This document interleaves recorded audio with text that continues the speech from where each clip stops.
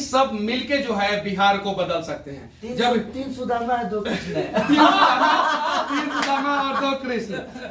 जब हम लोग गलती करते हैं तो आपस में लड़ते भी हैं। खेसारी भैया के बारे में भी मैंने बाकायदा वीडियो में बोला है, जब गलत किए हैं तो, और जब अच्छा करते हैं तो हम लोग जो है प्यार भी देते हैं, और ये लोग भी बहुत प्यार देते हैं हम लोगों को, चाहे ये भैया, चाहे अपना अखिलेश कश्यप भैया हो, चाहे बेदर्दी भैया हो, चाहे पवन पांडे भैया हो। सही है कि नहीं है?